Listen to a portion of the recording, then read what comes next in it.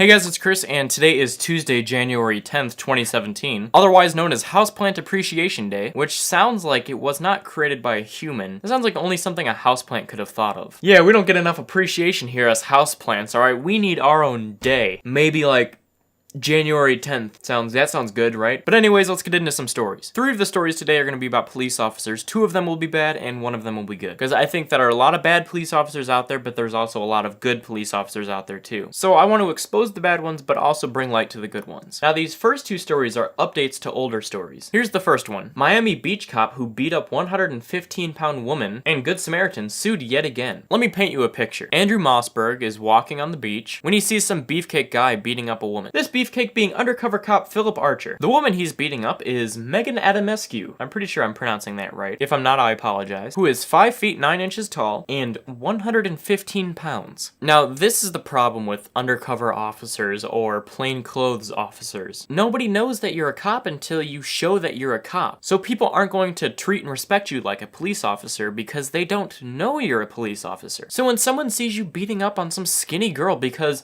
of a dispute between a landlord, that's what happened. The cops may have initially been called over a dispute between her and her former landlord. Archer began rifling through her purse, and when she tried to stop him, he punched her straight in the face. She said she fell to the ground, and Archer grabbed her head and began smashing it into the concrete. Archer had a little bit of a huge fucking advantage over her because of his size. Okay, now back to what happened. Now, Andrew Mossberg was walking and he saw this happening, and he tried to go stop it and call 911. When this happened, he was kicked in the head and thrown into a car fender. Yeah, give him the old 1-2. That's what you do when you don't want to deal with a situation in a smart and strategic way, so you just resort to violence. Because you're a cop and you can get away with it. Now, Philip Archer, the officer here, he's been involved in 55 disputes. 44 of those were excessive force, but it's argued that those 44 were actually just standard reports turned in by the Miami Beach police officers anytime there's use of force situations. Also, I don't know why I'm doing this shit. I feel like half the time I'm not even using it right. But anyways, that still leaves 11 incidents. Like, 2 incidents and you're out. That's what it should be. Like, if you are an officer and you're getting involved in so many instances and disputes with people over excessive force, like, you shouldn't be a cop. Like, 1, I get it, okay? 1,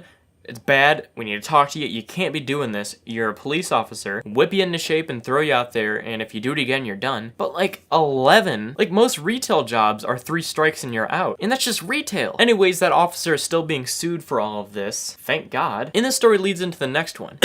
The headline is Pizza Delivery Man gets $4.4 million for 2014 mistaken shooting by Philadelphia cops. In this instance, they were also plainclothes officers. Philip Holland is a delivery driver, or was a delivery driver, and he was making one of his last deliveries for the night when 2 plainclothes officers opened fire on his vehicle. They were surveying the area and they see this man walking with a hoodie. He's got his hands in his pocket at the time. They order him to stop and identify himself. He didn't. He got his car and drove away, and they began shooting at him. Now, normally when I see people just like disobeying police officers and not following orders and then things happen, I always think it's shitty that something happened, but I know that like if a police officer is telling me to do something or telling me to act a certain way, I know it's just better to do it at that moment and listen to him no matter how silly or outrageous it is, and then deal with it later, than to possibly be killed or hurt really badly because I didn't do what an officer told me to do. And normally that's what I think, but in this situation, when you've got 2 guys that don't look like cops, what do you expect them to do? Like, if it's late at night and 2 guys are coming up to me telling me to identify myself, and my car's right there, I'm gonna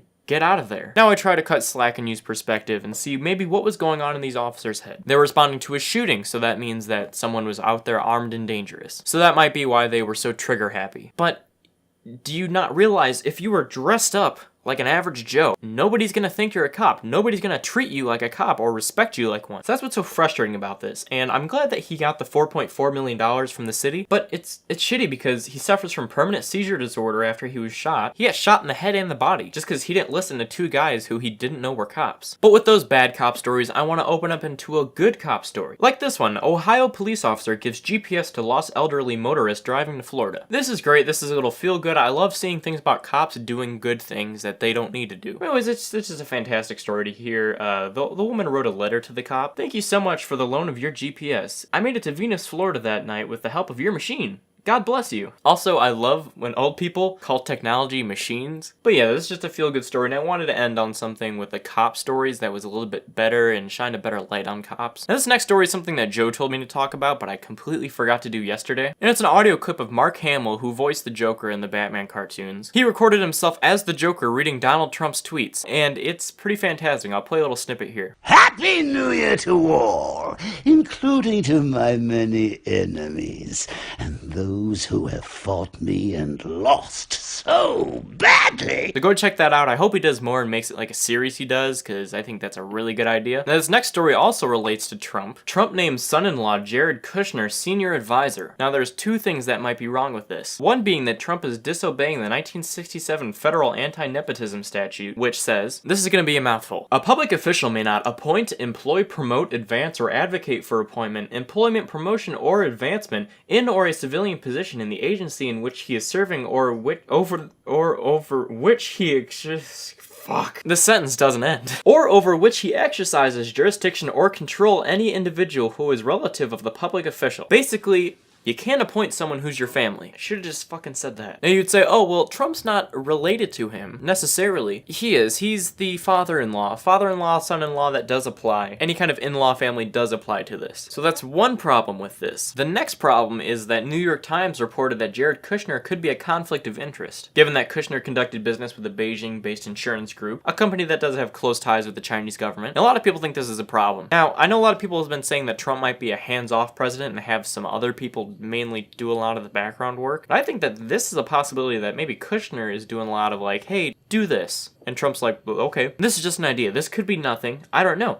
You never know what you're getting with this guy. So we'll wait and see how this develops. But as of now, he's a conflict of interest and they're going against the anti-nepotism statute. So, two birds, one stone, I guess, but we'll see how this plays out. Now, this last little thing is just a feel-good, great idea. I love that this is a thing. You may have seen this on Twitter. It's called the Angel Shot. Basically, some bars are implementing this thing where if you go up to the bartender and ask for an angel shot, then your bartender will help you in a difficult date situation. If you ask for an angel shot neat, your bartender will escort you to your vehicle. If you ask for it with ice, your bartender will call an Uber or a Lyft for you. And if you ask for it with lime, your bartender will call the police. And they'll handle things discreetly without a fuss. I think this is a fantastic idea because you get a lot of women that go on these dates with random guys that could be creeps and fucking weirdos. And sometimes they get put in these awkward situations where they're like, fuck, how do I get out of this? So I think this is a great idea, and I think so many more bars should implement this, and hopefully they do. But anyways, that is the end of today's video. I hope you guys did enjoy. If you did, go ahead and leave a like rating down below.